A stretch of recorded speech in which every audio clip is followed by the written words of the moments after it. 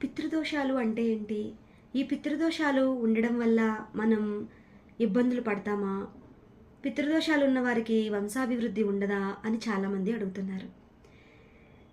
నేను మీ అందరికీ చెప్పేది ఏంటి అంటే, ఎవరి జన్మ జాతకంలో అయితే రవిగ్రహం రాహుగ్రహంతో కలుస్తుందో, లేదా సూర్యగ్రహం కనుక రాహుగ్రహంతో చూడబడుతుందో, సూర్యుడు రాహు యొక్క నక్షత్రాల్లో ఉంటారో వారికి పితృదోషం ఉన్నట్లే.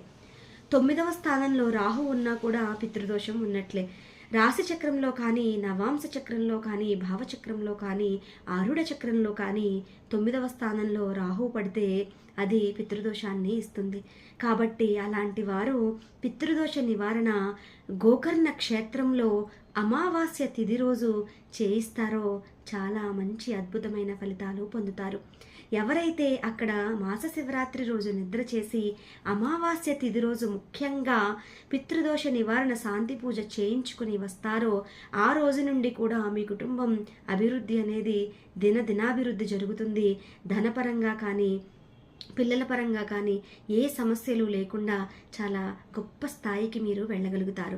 మీకు పితృదోషం ఉందో లేదో మీరు తెలుసుకోవాలి అంటే అది మీ ఆస్ట్రాలజీ చార్ట్లో మాత్రమే తెలుస్తుంది. కాబట్టి మీ చార్ట్ని మీరు ఒక బ్రాహ్మణుడికి ఎవరికైనా ఆస్ట్రాలజీ మీద కొంత అవగాహన ఉన్నవారికి చూపించుకుని మీకు పితృదోషం ఉందో లేదో తెలుసుకుని మీరు తప్పనిసరిగా గోకర్ణ క్షేత్రాన్ని దర్శించి అక్కడ సముద్ర స్నానం కూడా చేసి అక్కడ ఆ పూజ చేయించుకుని వచ్చినట్లయితే ఆ రోజు నుంచి కూడా మీకు దిన అభివృద్ధి కలుగుతుంది. Okay viewers, thank you.